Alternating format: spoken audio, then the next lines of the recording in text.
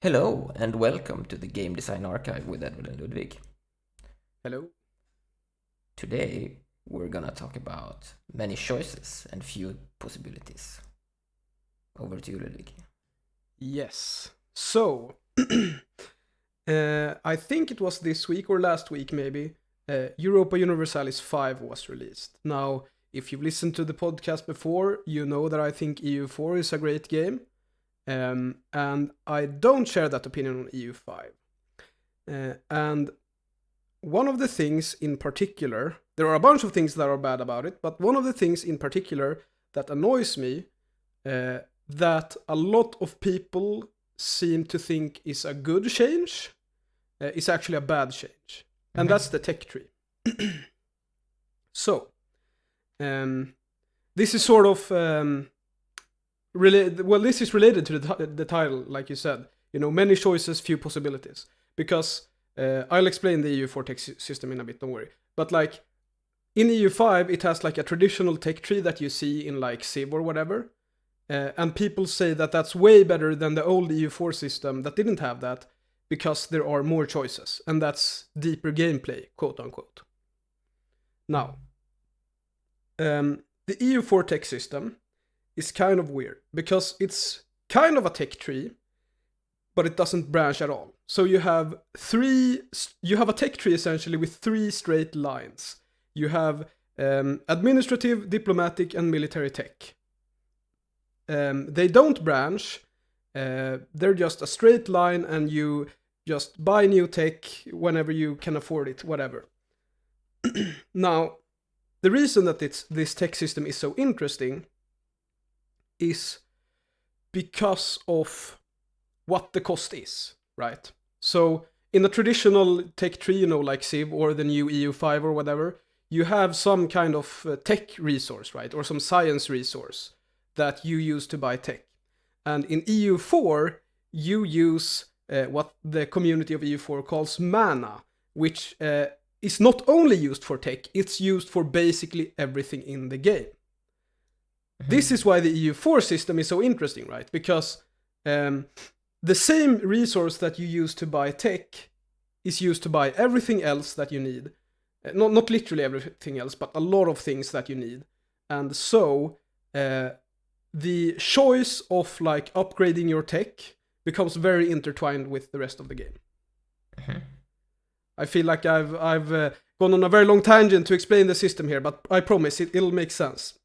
So in EU5, they have the traditional tech tree where, there's like you research one tech and then that leads into three other techs and then that leads into four other techs and whatever. And the problem with this system is that the choices don't really matter, right? So I sort of have an example.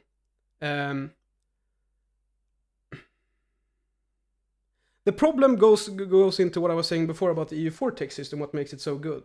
It's that,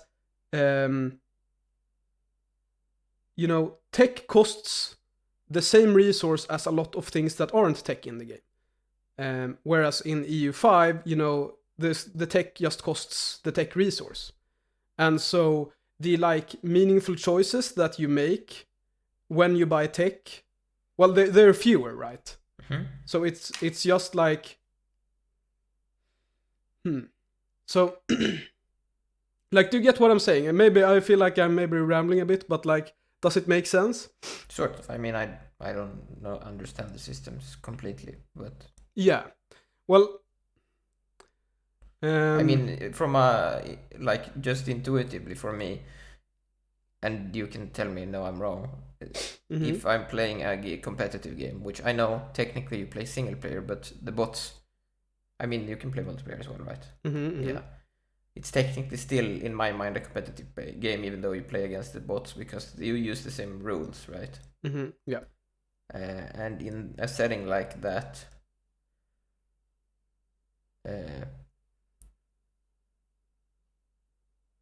yeah, I guess like having many options isn't really that interesting unless they have meaningful strategic differences or whatever. Yes. So yes. like if we make a comparison to an RTS, right? Something like StarCraft. There is obviously a insane amount of decisions you can make there, right? But there's not like I mean, I guess you could argue that there's a lot, but in my mind at least, there's not like a million things you could do, right? It's more like, well, you could do one of a few things, and then that escalates or whatever. Yes. Yeah, it's more about like when you do it that matters. I mean, it depends on what you mean with a decision, right? Because yeah, I mean, you can say, well, you moving your units is a decision or whatever.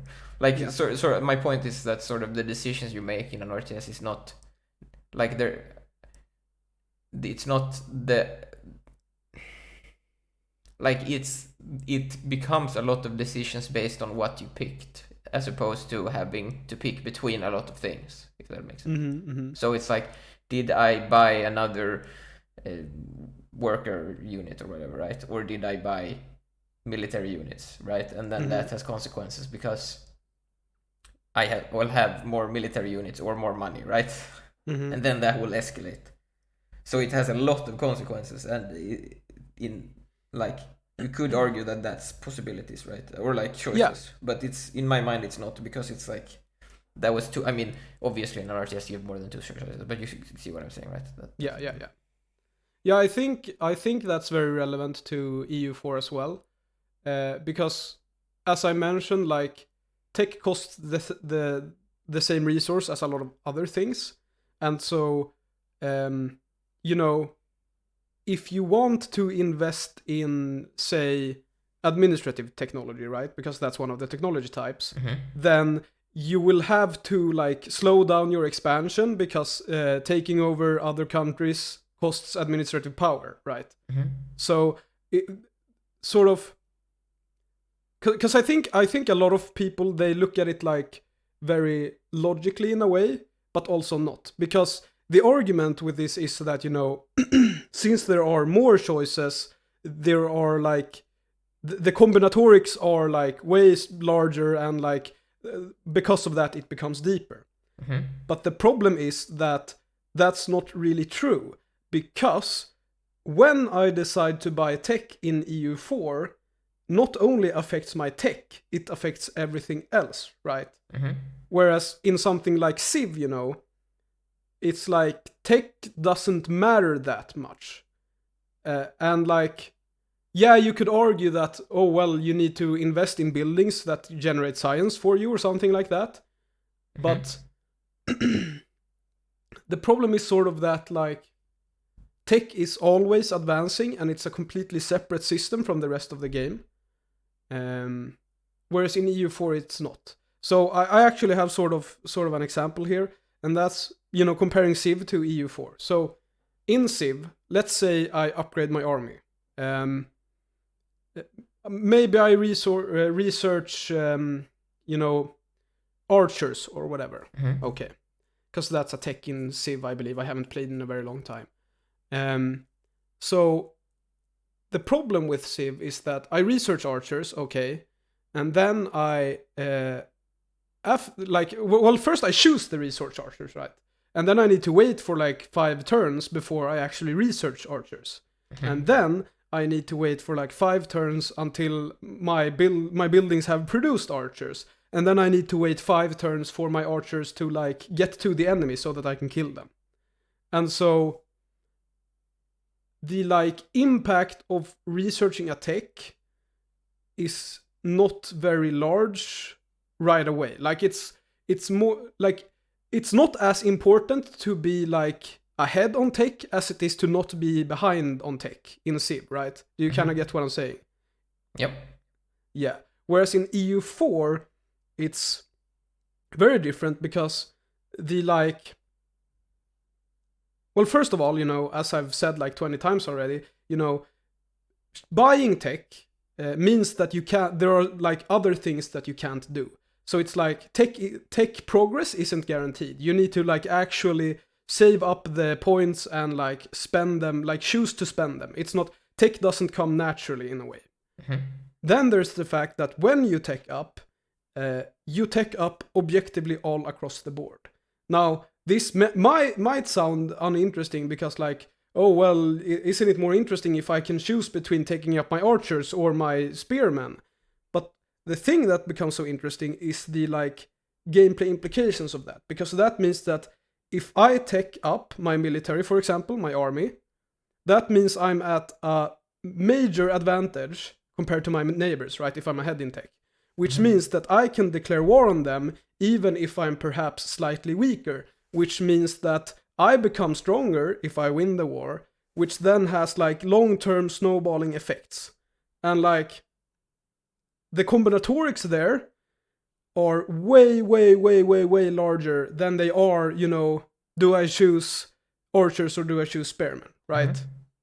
That's sort of my point. It's like, because in the EU4 tech system, the combinatorics are like the entire game. It's like the tech affects the game and the game affects the tech, and then like there are like billions of possible combinations of things you can do. Whereas in a tech tree, it's like, okay, I can choose between 3 things and then like it doesn't really matter.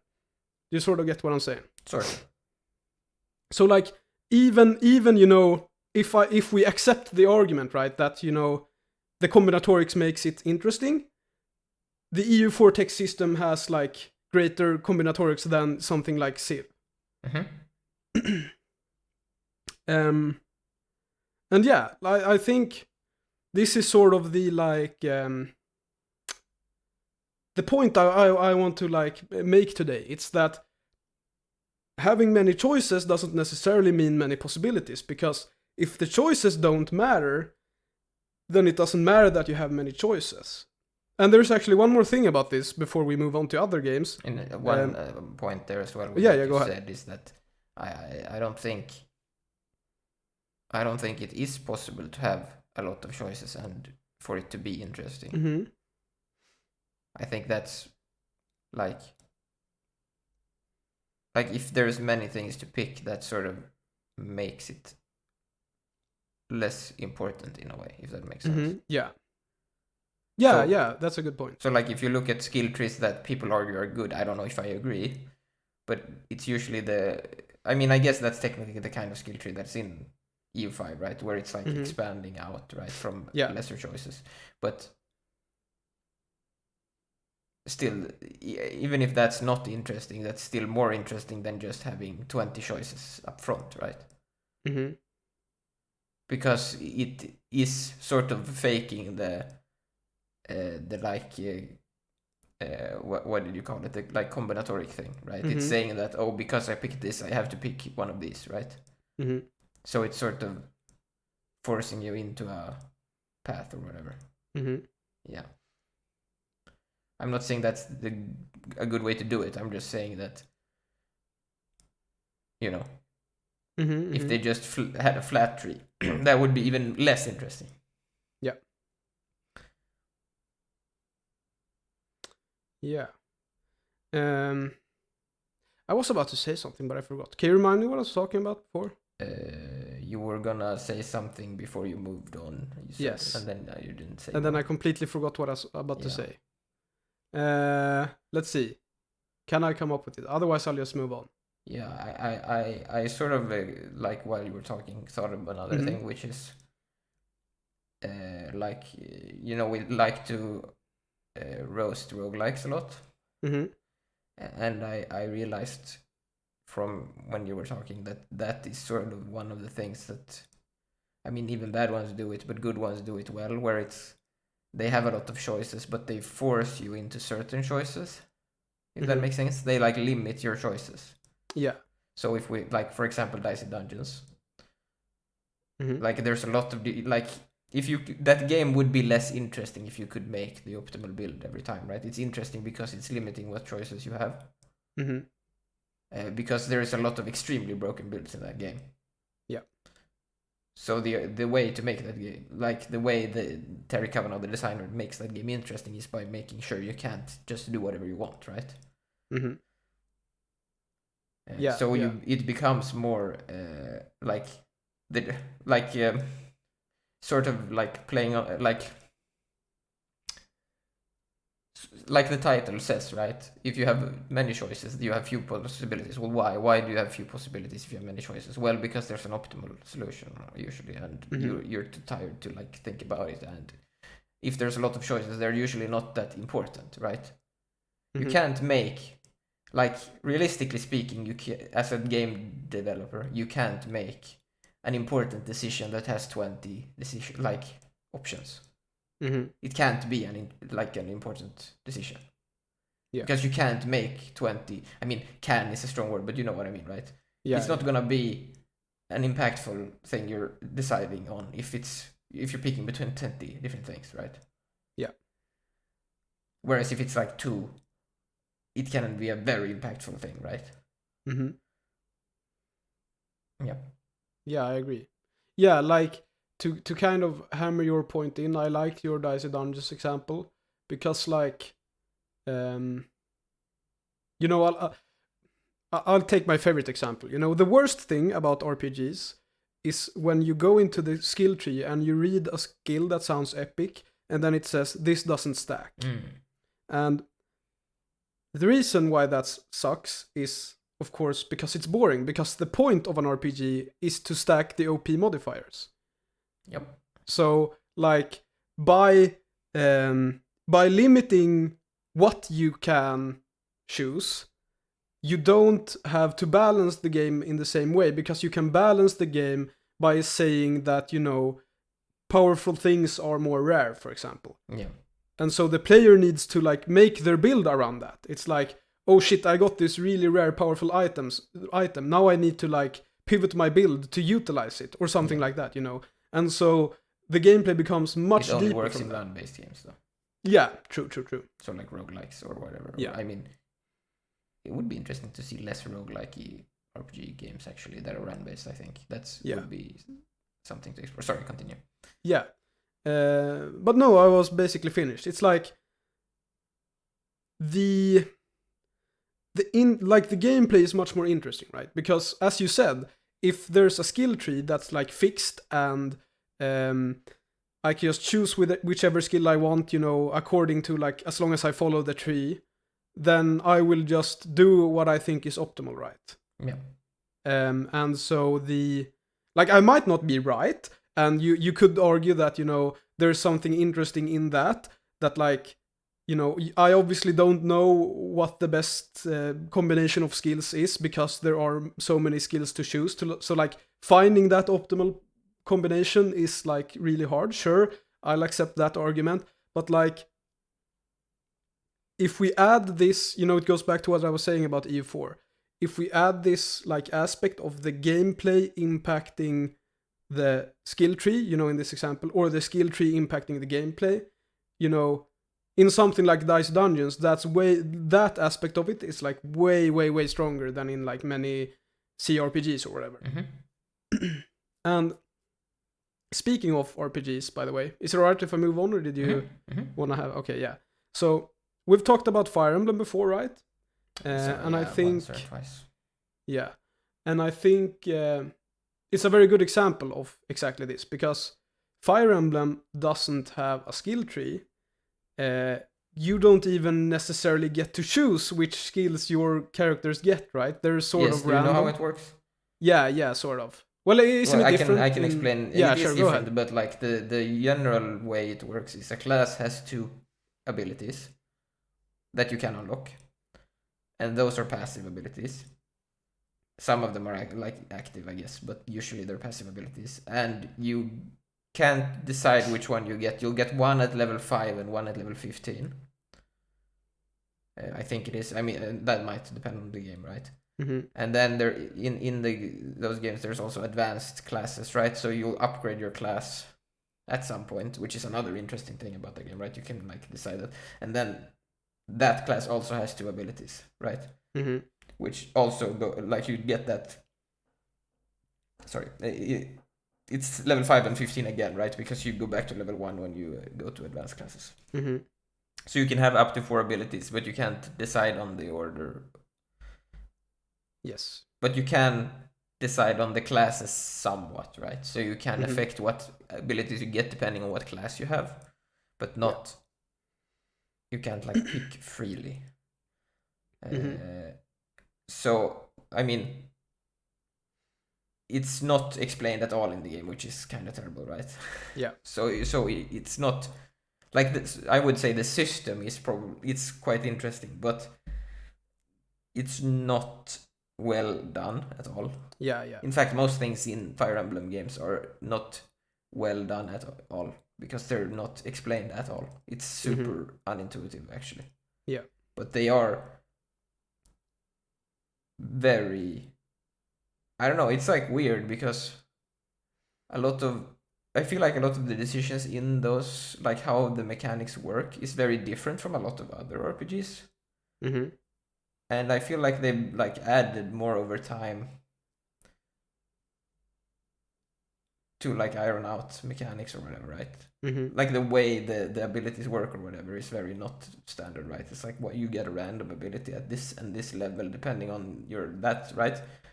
But again, since nothing is explained, it's very confusing. Yeah. Sorry, you had a point, so you. Yeah. So, so you just explained how it works, and there's basically no choices in that you explain. Right? You could choose like your specialization class or whatever. I mean, right? It's actually a lot of choices, but they're not yes direct choices, right? And that's sort of my point.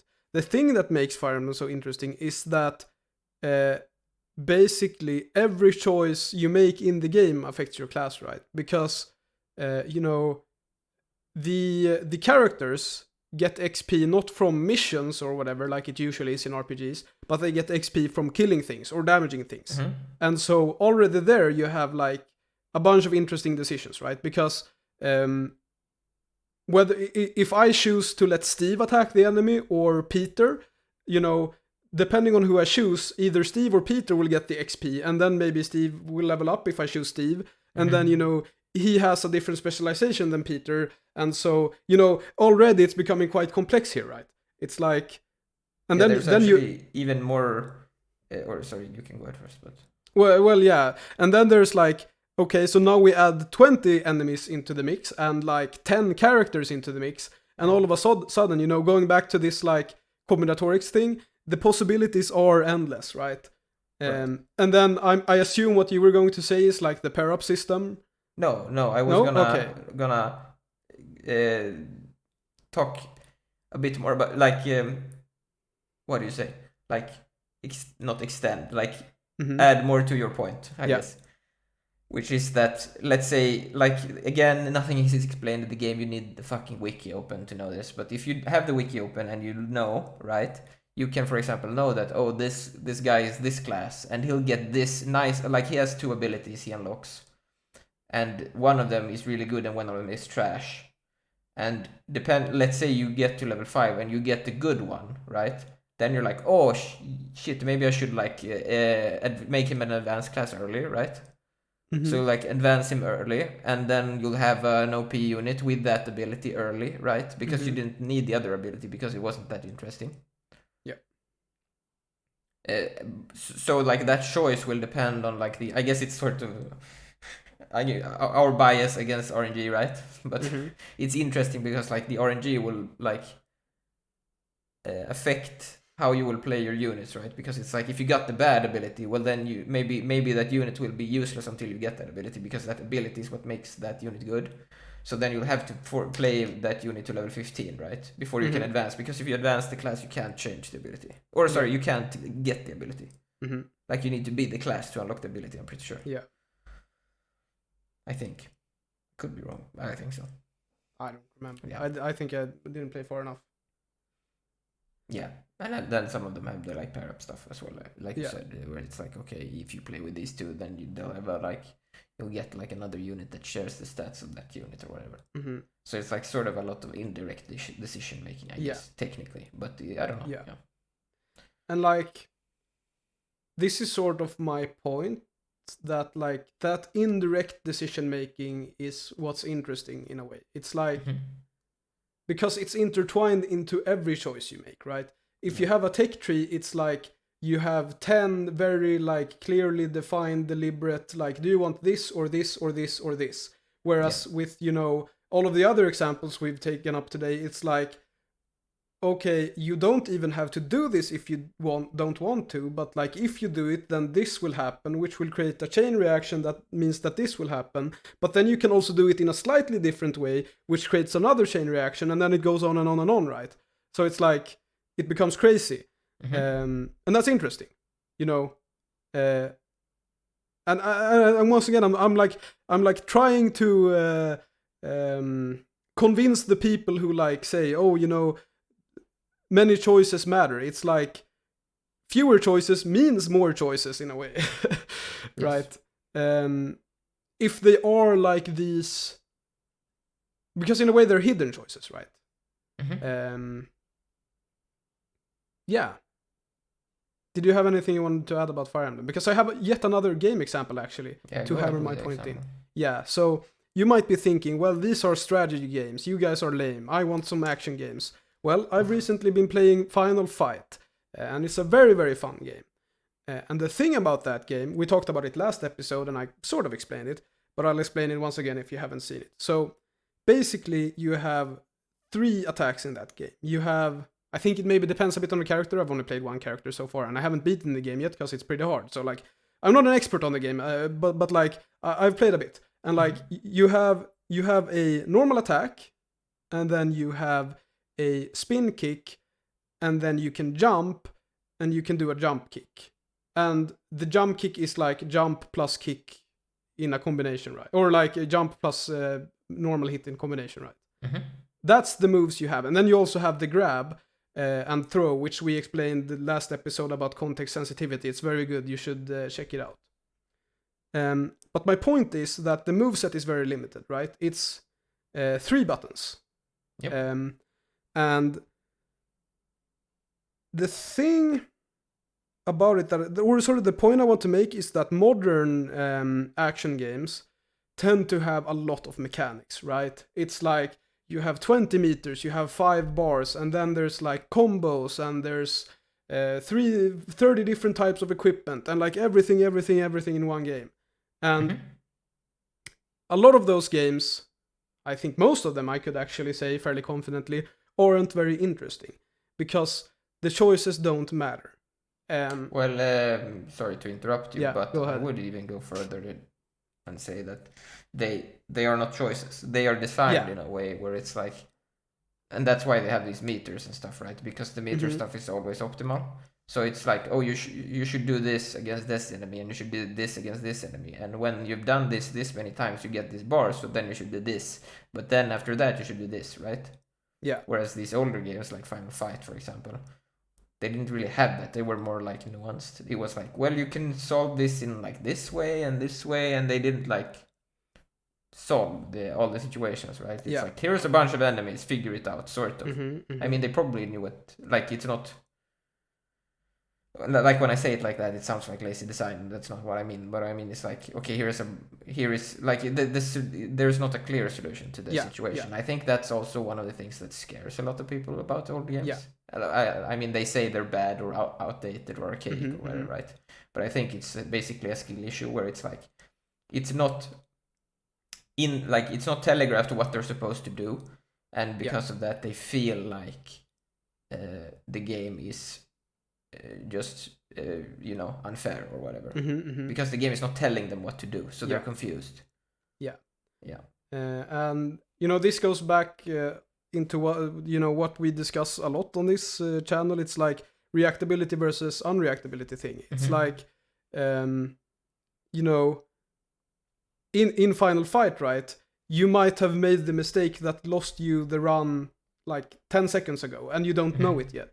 And so the like feedback for the player is not very good, quote unquote. Like, it's not very clear what the player has done wrong, I guess.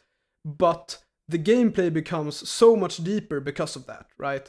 Because the problem with modern games, right, is that everything is basically reaction based. It's like, oh shit, the enemy attacks you. Okay, you just press the dodge button, or you just press the block button, and then you don't take damage. And like, that's the only thing that matters. Only the moment matters. But in something like Final Fight, right, as I said, you could make a mistake 10 seconds ago, maybe not 10 seconds, yeah, 10 seconds ago, that like affects you now, like that makes you lose 10 seconds later. And I think this is sort of what I wanted to get into when I'm talking about Final Fight, because I've tried beat 'em ups before, and I never really liked them, and I think the main reason was because I didn't get them. I wasn't good enough at them, and I'm still not good at beat 'em ups at all. As I said, I haven't been in Final Fight, but like I'm slowly learning as I'm playing, right? And what I've noticed is that there's like an incredible depth in like the very simple interactions that Final Fight has, right? And we talked about it like in the last episode with context sensitivity, right? There's context sensitive stuff, so like if you're standing inside an enemy, you can grab and throw him, but if you're not standing inside him, you can't do that. And then there's a bunch of different enemies that do a bunch of different things, and on and on and on. And there's like very, very small things that make the possibility space or the combinatorics, if we're once again going back to that, very, very big. And it's a very interesting game, and it achieves it with very few mechanics. And that's sort of what I want to say, right? It's like having many mechanics, as you said, right? It's like, it means that the design doesn't matter, right? Maybe I'm explaining this poorly, maybe. Do you kind of get what I mean? Maybe. Maybe. I mean, I know what I meant. yeah. But yeah. Let's leave it at that. Maybe I was a bit unclear, but like, Final Fight is a good game and it doesn't have many mechanics. Yeah. And yeah. I think... because like the thing you have to think about, which I mentioned earlier in the other context, is let's say you have 20 different mechanics to use. There is two, or actually there is only one way to design. I mean, okay, so there is two ways to design a game with 20 mechanics. I mean, maybe you could argue that Final Fight has 20. You know what I mean? Like you have 20. Let's say you have 20 different buttons attacks or something. Yeah.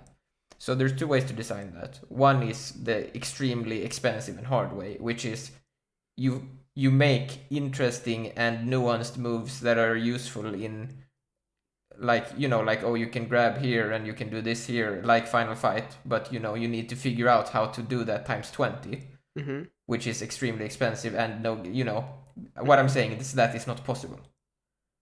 So you end up again, like we said earlier, with choices where it's like, okay, you have 20 choices. Those choices can't possibly be important, right? Because there's too many. Yeah. And so the solution to this in an action game is you force the choices, right? It's like, oh, this attack is red, so now you need to dodge, or oh, parry is optimal, but you can't parry this attack, so you need to dodge this attack, and this attack is a grab attack, so you need to do this attack, right? Yeah. So you make it I don't know what the word is, like you have a like I always use like digital and analog as a way to explain it, but that's confusing. Where it's like digital, it's like on or off. It's like you do the thing, right? Yeah. Whereas something like Final Fight is more analog, where it's like, it's not A or B. It's like somewhere between A and B, right? Yeah. Yeah, that's my game. Yeah, I get what you're saying, and and this goes, this, because like in the first episode we talked a lot about player freedom, right? And it's a very good episode. Ago. Yes, check it out. 21 episodes ago. Holy crap! And obviously this isn't like exactly the same episode, but it's sort of related, right? And I think one very important sort of point to make is that, there's this idea, right, that like the player should be able to play the way they want to.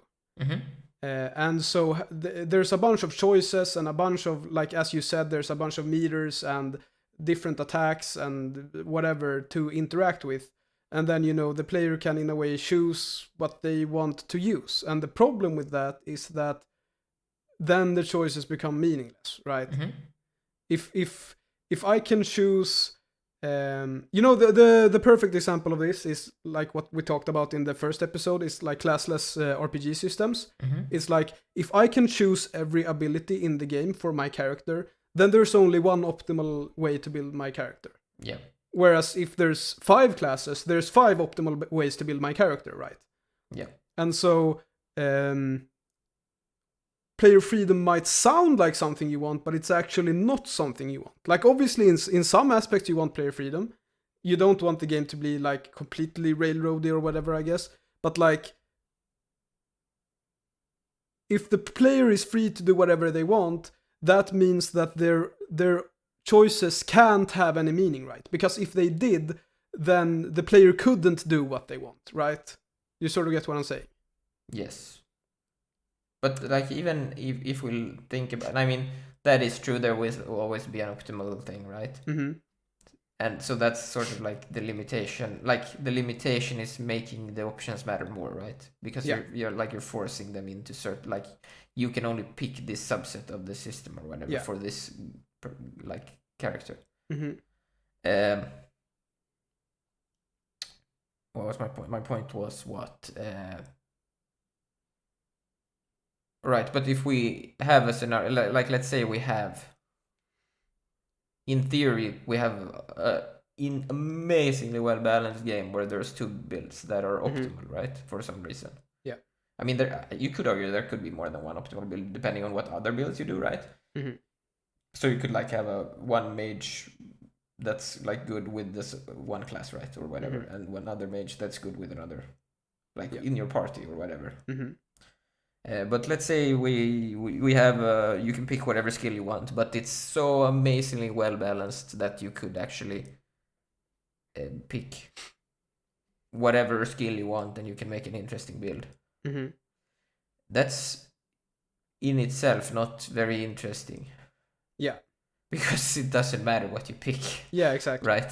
It's like whatever you pick, you're gonna get an amazing build. Yeah. And so it sort of implies that there is an optimal build in the tree for it to matter at all. Yeah. If that makes sense. Yeah. Absolutely. Yeah, I agree.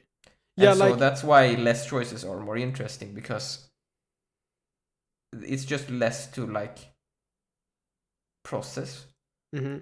You'll see that in the real world as well, right? Where people will make they'll make like old school games, like game devs, right? Mm-hmm. Or they'll do like retro music or whatever, or they'll limit their, like let's say they're doing digital music, right? And they'll limit their what tools they use. Like maybe a bad example, but I think you get what I'm saying, right? Where it's like they'll try to like not use all the tools available because they get like what's the word? Like overwhelmed by all the choices. And I think the same thing happens in a game where it's like, well, I have these choices, and it's like especially with RPGs, I think we've talked about this before, where it's like, I will just not engage with your RPG systems if I don't have to, if there's too many choices. Yeah. Like, I will literally just pick some arbitrary stat, right? If it's like let's say we're playing an RPG and I'm not dying, right? And there's the skill tree or whatever, and I can, like, let's say I decide I'll just go damage upgrades because I don't fucking care, because I don't want to look at the skill tree, right? It's such like, it's, you know what I mean, right? Yeah. You don't want to engage with the system because it's not deep enough or whatever, right? Yeah. And there's too many choices, so it's not interesting. So you don't pick anything. You just pick whatever like you felt like picking or whatever. Yeah. Because like there's way too much to keep track of. Yeah, and so you don't bother, and none of it matters because there's so much. Like, because that's always the case. I would like to see like,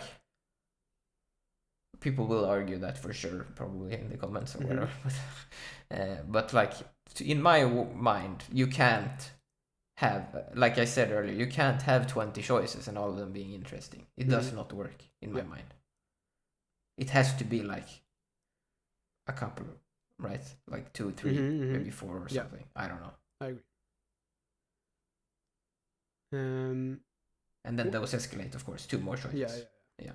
Because if you think about it, right, what we said, for this to be interesting, you need 2 or 3, like, let's say between 2 and 5 choices. They need to escalate to 2 or more, 5 more choices, right? So if our original choices that were gonna escalate was 20, then that's gonna be 20 times 20, and then that's gonna be 20 times 20 times 20, right? And you're gonna realize really quickly that the game designers can't design that game, right? Yeah. You can't have combinatorics that explode up to 100,000 after 4 steps. That's too many different possibilities. Yeah. Well, we are also giving like tech trees a bit too much credit, because usually it's not like 20 choices. Usually it's like 3. But like sure, but even yeah, I get what you're saying. I guess skill trees in general are they're just bad. Yeah, I maybe you could do them good, but I don't know. I feel like a lot of designers try to put a lot of options in, and they're like not there to affect the gameplay, if that makes sense. Yeah. It's like, oh yes, it's sort of like intellectual, what do you say? Like you're trying to like stimulate some like intellectual gamer sense or something. It's like, oh shit, I can pick 3% crit here, and then like theory crafting shit, and it's like none of it matters. Whereas in like games like Dicey Dungeon, it's like you can pick like 2 things, and it's like super, like it completely changes your run which one you picked. Yeah. I mean, in that game, it isn't even only the like build aspect. It's like which order you choose to engage the enemies in and whatever, all of that. Yeah. But there was one thing you mentioned when you talked about like, intentionally limiting yourself to make something more interesting, and that's that the good old saying, limitations breed creativity, right? And I feel like a lot of people understand this when it comes to like creative stuff, like art or whatever. It's like, if you limit your palette, you have to be creative, and thus you can make a very beautiful painting with only 3 colors or something. Yeah. Right? And I think this applies to gameplay too. And I think a lot of people don't realize it. It's like, if you have the entire color spectrum to choose from, that's, you don't have to be creative, right, in a way. Yeah. You have to be less creative. And so by limiting the colors you can pick, you have to be more creative, and that makes it more interesting. And it makes the like... and it makes the final result in a way more interesting, because it's like, holy shit, I achieved this with only 3 colors. Wow, this is amazing. Yeah. And I think this is something that designers need to understand more. It's like, this applies to like gameplay, to people who play games too. It's like limitations in the gameplay systems breeds creativity in the player, right? Yeah. Yeah. Did you have anything else you want to add to that, or should we move on to story? Yeah, we can do some story talk. Yeah. So I'm gonna start out go ahead. saying, maybe you'll disagree with my view of this, but for story stuff, I kind of think a bit differently about this. I think, maybe, I don't know, because I sort of don't want it to escalate in the way that gameplay does for a story. We're talking branching narratives and stuff. Yeah. So maybe some people like it, which is totally fine. But if I'm playing a game where there's a branching narrative, I prefer it actually to have more choices that are local, compared to like overarching. Like, let's say you can go good and evil, for example. That's a classic one, right? Yeah. You can pick one or the other.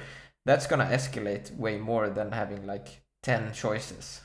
In like let's say you can pick 10 different choices, and that affects, like, the effects on the overall story is very minimal. It's like gonna affect this quest a lot, but not the entire game at all, basically, right? Yeah.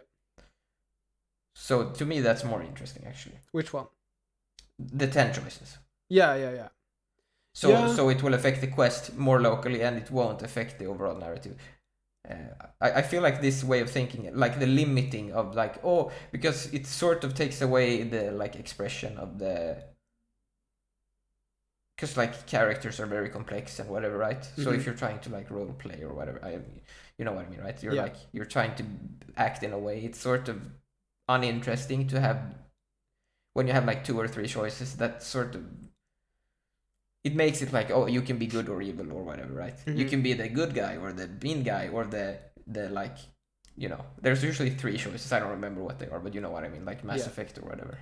Well, Mass Effect only has 2. Does it? Yeah. Oh, okay. But like, I'm not sure I agree. Maybe because like, I think I definitely agree with you. Like, big impacting story decisions or whatever. Like, I feel like they're kind of lame. It's like because if I choose the evil, because in a way, you know, I don't want to sound like because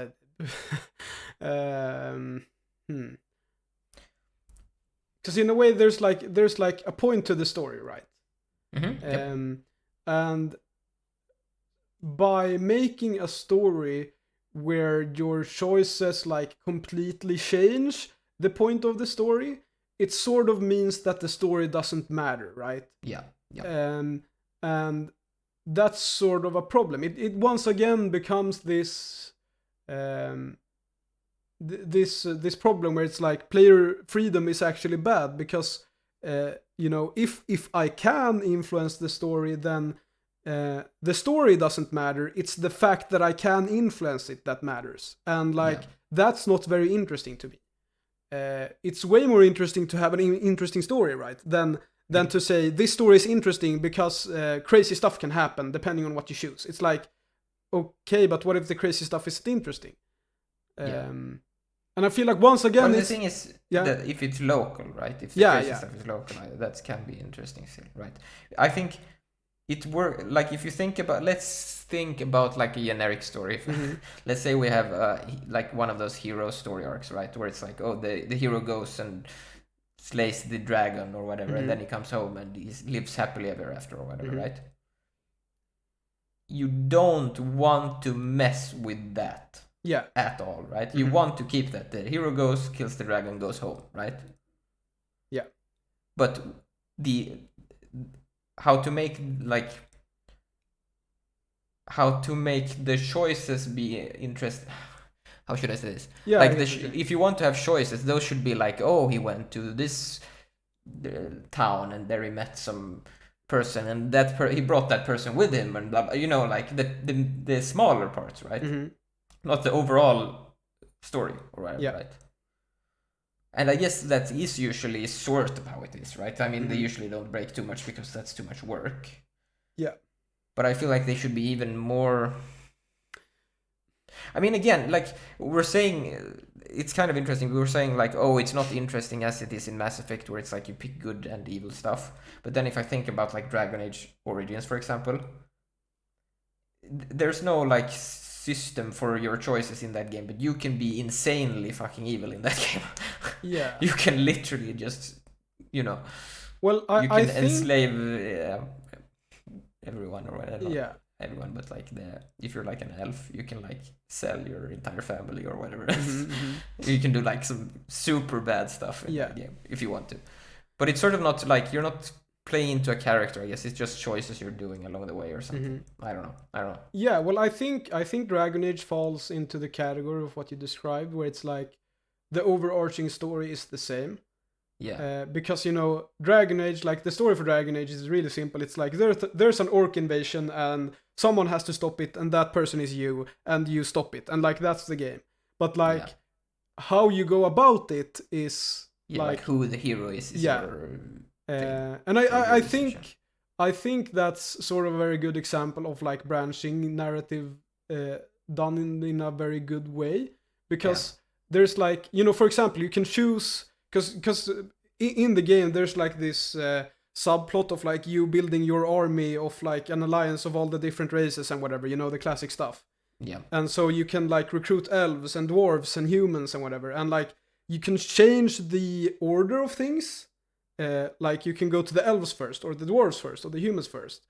Probably not the dwarves because they're like too high level or whatever, like they're locked. But like there are a few choices at least, and like at the end of the game you'll have an alliance of like elves, human, and dwarves or whatever. But like depending on which order you pick them, you know, you might recruit different companions in different orders, which means that, you know, you'll have different dialogues when you're like doing something else, you know.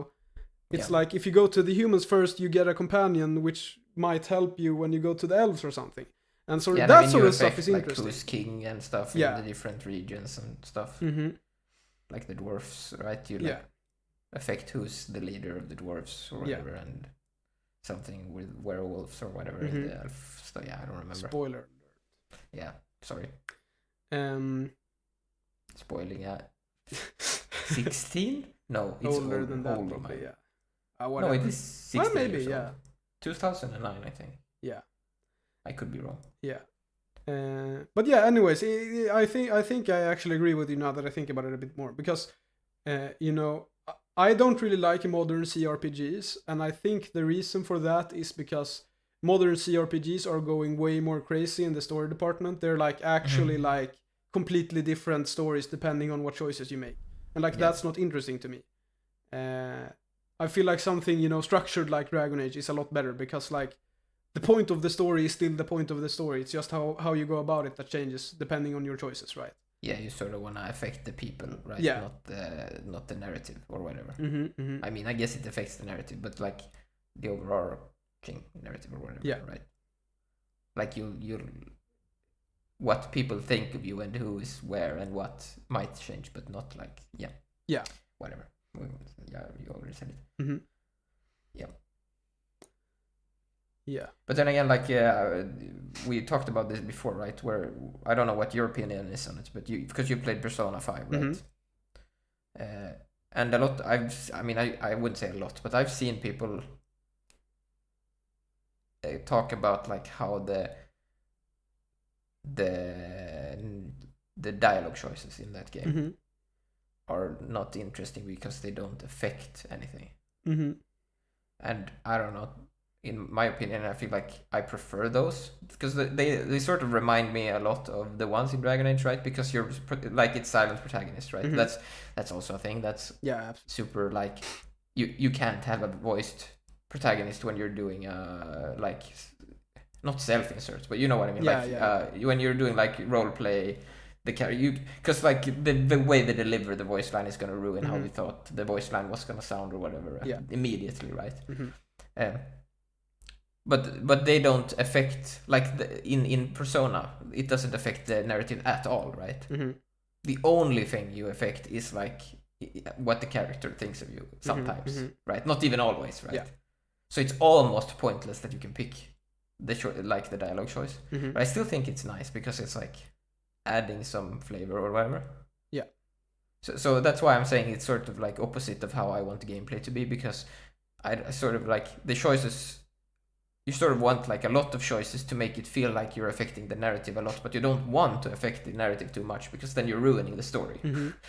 Whereas with gameplay, you want very few choices that have a huge impact, right? Yeah. So you sort of want that illusion in a story for some reason, right? But you don't want it in the mechanics. Or maybe I'm thinking of it wrong, but that's like how I see it right now. Maybe you disagree. No, I agree. I actually thought of something very unrelated that I sort of, you know, discussing this, and that's Alpha Protocol, right? You haven't played it, right? That's like Obsidian's attempt to compete with Mass Effect, right? Which sort of failed because the game was very, very janky. But one thing that game did very, very interestingly is the dialogue choices. Because in the game you're playing like a top secret spy guy who's like trying to like traveling around the world to like uncover mysteries or whatever, you know. And the thing about that game is that they made the dialogue system into actual gameplay in a way, because there's a correct choice. You know, so it has like the dialogue wheel like in Mass Effect. And what you say affects people's opinion of you. But the thing about it is that you're like playing this like manipulative spy secret agent guy, right? And so your objective in the dialogues in a way is to like figure out what this person wants to hear and like pick the right option. And so if it's like a guy who's very easily intimidated, you just like threaten him a bit and then he'll piss his pants. But if it's like something else, you might have to choose a different option. And then there's like hints in like the environment and like in other dialogue or whatever about which option is the right thing. And it's like, technically, that's fewer choices for the player, right? Because there's one correct option. Like there's one option that's the best, that will lead to the best ending, that will make everybody like you, that will make everybody love you. And it's like, but that's actually more interesting because there's gameplay in that. The problem with Mass Effect, is that, or something like it, is that, probably Witcher is an even better example because the dialogue choices don't matter in Witcher at all. But like, is that the dialogue choices don't matter, right? It's like, if I pick this one or that one, doesn't really matter. The only thing that matters in Mass Effect, right, is which color you pick. And if you choose blue, you need to like stay committed to blue, and if you choose red, you need to stay committed to red, and like there's no depth in it whatsoever. Whereas in Alpha Protocol, it's like in every conversation there's a correct answer and you need to figure it out, and like that creates more interesting gameplay than saying like, oh, you're just role playing whatever you want, and then like the dialogue choice doesn't actually matter, right? You kind of get what I'm trying to say. Once again, I guess so it's sort of similar to Persona in a way. Like not all the choices, but some of them are like that, right? Where you're trying to like unlock the whatever it's called. I don't remember. Do you remember? Yeah, the like friendship quest or whatever. Yeah, so you get the card, and then you do want to pick the good choices because your time is limited, right? Yeah. So you want to optimize your like XP gain with that person to get, So it's sort of similar with some of the choices. Some of the choices are just random flavor text, but some of them are like that. So that's true. Yeah, I think Persona also becomes more interesting, which I didn't even think about until you like said what you just said. It's like, because Persona is in a way a time management game, right?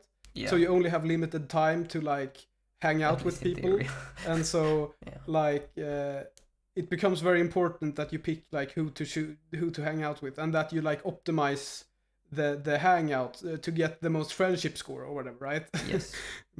Sounds very like psychopathic or whatever, but you get what I'm saying.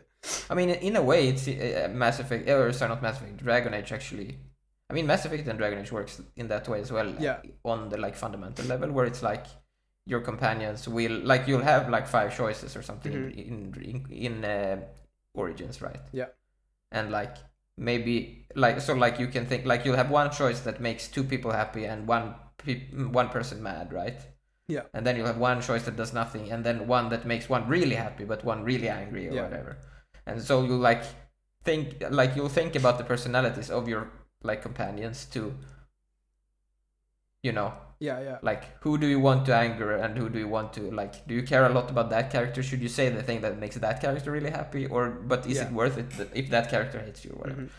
Which I haven't really thought about before, but that's actually sort of actually relevant. Yeah, but the problem with Mass Effect is that you can kind of undo all that by just buying gifts for your companion, right? That is true. You can do that in it kind of doesn't matter. Yeah, that's true. Which once again I think ties very well into what we're talking about today, because I believe that the like developer intent behind that is like, oh well, we don't want to force the player into getting a bad relationship with this guy, so we'll make the player able to buy gifts to like repair their relationship. And that's more player freedom, right? And more role play. And it's like, no, it's not. It's actually less. It's like, now my choices don't matter anymore. So yeah, wow, we're tying everything into the subject today. Isn't that the point? Yes. There was one other type of game we wanted to talk about, or did you want to say anything more about this? We can go on. Yeah. So that's customization, I guess, is what we wanted to talk about. And in specific, the kind of customization you would see in a game like Battlefield and Call of Duty or whatever. And yeah, the problem with those games is that there are a bunch of different choices. There's like 100 weapons, and then there's like 100 attachments for each weapon, and then there's 100 attachments for each attachment, and so on and so on and so on.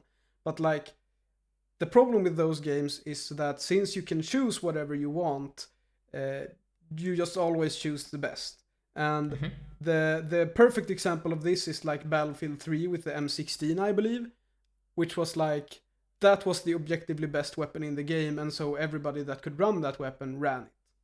Well, everyone couldn't because everyone wasn't playing that class. Yes, and that's very good that you brought that up, actually, because Battlefield 6 was released recently, right? And that game doesn't lock weapons behind classes, right? So Right. I think we mentioned this in the first episode as well when we talked about player freedom, where it's like in Battlefield 3, the M16 was the best weapon. And like there was no doubt about it. But the weapon was locked to the medic class. And so, for example, if there was a tank running around the map and you needed to blow it up, you needed to play the engineer or the assault or whatever. The problem is that they don't have the M16, and so all of a sudden there's like an interesting choice there to make. It's like, do I take the class with the RPG so I can blow up the tank, but I sacrifice my weapon, right? And Battlefield 6 doesn't class lock weapons, right? And so it doesn't have this. All of a sudden, you know, there's a best weapon. And I think I haven't actually played Battlefield 6, but I have played Battlefield 5. Holy shit, that's a terrible game. Like, it's absolutely horrendous. And that game was also a classless system, or like the weapons weren't locked to the class. Were they not? What? Are you sure? Yeah. 5? Battlefield 5, yep. Like the World War II one. It's confusingly named. Yeah, no, I don't know. Was it? No, I think you can pick whatever you want. Yeah. That one. Oh, sorry, did I say it the wrong way? It's not class locked. It's you're free to choose whichever weapon you want. No, it is. Is it not? Wait, maybe it is. 2042 or whatever one. I don't remember what it's called. That's the first one that is not class. Oh, okay. Maybe I'm remembering stuff wrong. Yeah, probably. Yeah, you're probably there right. There might be some generic weapon. I don't remember exactly, but maybe you're actually right. Yeah, okay. I'm just wrong there. Never mind. Whatever. My point still stands. It's like, since there is no class lock for the weapon in Battlefield 6, right? Everyone's just gonna run around with the best weapon. They probably do as well. Yes. Yeah. And then of course there's like the added complexity, quote unquote, of like weapon attachments and whatever, which has been in like Call of Duty for like 100 years. And also Battlefield, where it's like, oh, you choose the suppressor and now the recoil is 0.050002 whatever percent smaller, or you choose the muzzle brake and it increases by 0.0021, and it's like, none of that matters. It's just like yeah. I mean, it's sort of interesting actually. If I can tie this into one of your favorite games, which is Counter-Strike. So if we take the suppressor example, it's like you said, it's like, oh, you can pick a muzzle flash thing or a suppressor, and oh, that's really interesting. You have so many choices. You can be silenced and lose like .some% or something, but you can pick this site and blah blah blah blah blah blah blah, right? Infinite don't care mode, right? Yeah. Whereas in Counter-Strike, you can pick the what's the M4 A4 right, or something, and M4A1 something. I don't remember the names. The point is, one of them has a suppressor and one of them doesn't, right? Yeah. But they also have very different stats, right? Yeah. So that choice all of a sudden is very interesting, because it's like, I mean, you usually don't pick it for the suppressor, right?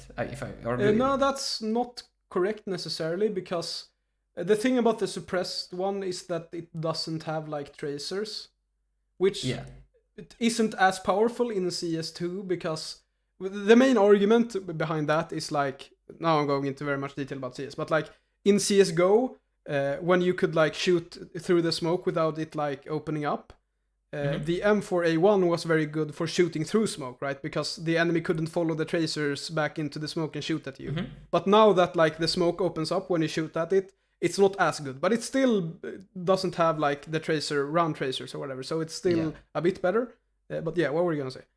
No, my point is just that that is suppressed in some way, right? Because it has a suppressor and the other one is not, and maybe you don't pick it because of that, because like maybe it's like stability related or something, but they have very different stats, right? Yeah. So that all of a sudden, that's a one like you pick one or the other, right? Yeah. It's a tiny choice, but there is huge differences, so it's an interesting choice, and both of them are valid for certain styles, right? Where I feel like probably I haven't looked at like what attachments to use in Call of Duty. I have to be honest, but right, probably it's either you use the suppressor or not, right? Yeah. For like, because it's like, okay, you get this stat and like minus this stat and it doesn't matter, and you pick this site, and you know. Mm-hmm. So it's all of a sudden not an interesting choice at all, because it's like, you know. Yeah. Yeah. I agree. Yeah, because the thing about like, you know, since I play a bit more CS, maybe I could give a bit more context, right? Is that the suppressed one has like less ammo and a lower rate of fire, but it has an easier recoil pattern. And so it's like way more reliable, but also technically has less DPS. And also like since it only has 20 rounds, you need to like reload way more often.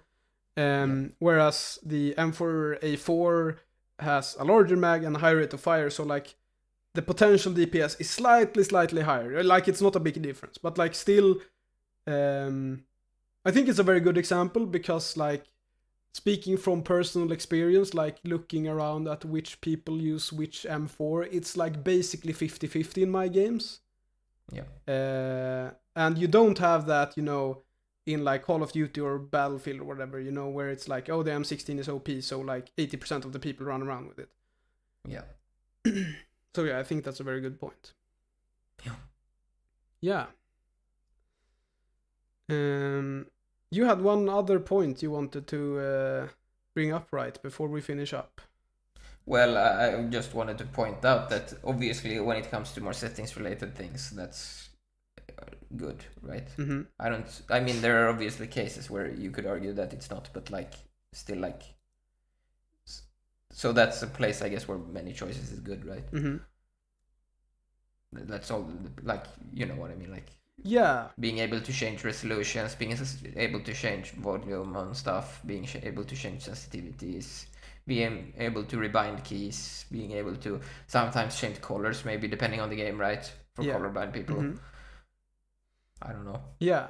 Voice text to speech or whatever, if you're if it's hard to read or like vision impaired or whatever, right? Mm-hmm.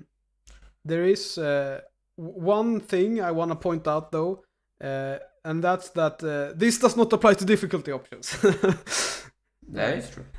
I think we've talked about it in a previous video, right? It's like choose your own difficulty is lame, and it yeah, no, that doesn't work at all. It's but the point of these settings is not choose your own. Yeah. It's like people have different hands and eyes and ears and stuff, right? It's like the keybinds the developer liked might not be whatever you like, right? And it's not gonna. I'm not gonna say that it would never, right? Because in some games it would break. So like, I'm not saying that developers can't limit what options they have in this regard. But if they feel like it doesn't matter that much, if they use WASD or the arrow keys, then they should allow the player to rebind it, right? Yeah. Yeah. Because there's things that does affect it, right? You could argue that mouse aiming is easier than controller aiming, obviously, right? But you still allow mouse aiming, right? Yeah. Or controller aiming, even though it's worse, right? Because, well, the platform or whatever, right? Yeah. Yeah. Yeah, I agree.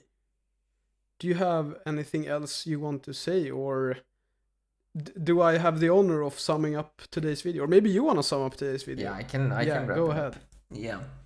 Yeah, so what did we talk about today? Well, we talked about that if you have many choices, there is few possibilities. Oof, very deep. Yes. What did we? Well, we touched on like tech trees and stuff, and on actually, well, we touched on a lot of things. Yes. Well, I don't think we need to go through all the things we touched on, but basically, like, more moral here is that having many options is not necessarily giving you more interesting choices, right? Would you say that's a good? Yeah, and I think I also want to point out, like, extra much for like the people who disagree with us, having more options. You're wrong. Doesn't doesn't guarantee greater combinatorics either. Because that's often the argument I hear. It's like more options means more combinations, which is not true. No, it doesn't, because it depends on how they escalate. Yes. So if there's too many, then that's not going to escalate in interesting ways later. Yes. Because it can't. Because then there's too much. Yes. But also, like, even if there are many options, it's... No, it can't. It can't. Well, like we said earlier, it's like, if you have 20 times 20 times 20, right? We said that. Yes. And then it's like, that doesn't work. So it has to flatten further down the line, right? Yes. Because it can't escalate. Whereas if you have 2 or 3, it can. Yes. But that's not what I'm saying. What I'm saying is, like, the actual combinatorics of, like, having many choices is not as deep as, like, having few choices, in a way. Yeah. That's sort of what I'm saying. Yeah. Yeah. What more did we talk about? Yeah, that was what we talked about. Okay. I want to bring up one thing that's unrelated to the topic before we before we end this episode. Before we never make a video again. Never make an episode. Yeah, no. So to the nice people that are still watching, the dedicated listeners, we have a question. We've thought about not having gameplay in the background. In the videos. In the videos, because I mean it takes a lot of time to edit and stuff, and I don't know if it's adding anything, right? So I guess we have a question to our viewers. You could leave a comment or like send a message on YouTube or whatever, if you want to. You don't have to, but if you have an opinion, right? What would you want if there is no gameplay? Like, would you want like a still image? Maybe we should do webcams. I don't know. I don't know. Oh, well, I don't want to, like, utilize my good looks to get views. I think that's immoral. No, I'm just kidding. I don't know. It sounds like a good plan. I'm just kidding. But so whatever, like, I mean, we'll obviously have to think about what we want there as well, right? But if you have opinions about it, and maybe you're like, no, the gameplay is super important, it's super immersive. When I watch all the gameplay of Ludwig dying over and over again, or in like whatever game. Right? Last week when I spent 40 minutes picklocking in Gothic. Yeah, picklocking. Oh my god, I don't know why I kept very that. Interesting. It was almost nauseous to watch because it was loading screen. So I shouldn't have used that game for that. Sorry. Yeah. So yeah. If you have opinions, please let me know. Yeah, and the normal stuff, right? Thank you for listening. Like and subscribe. Leave comments. Tell us why we're wrong. Tell us why we're right. Tell us that. Tell us something else. Like tell us if you have opinions about future topics. Yes. Yeah. Thanks for listening, everybody. Bye bye. Goodbye.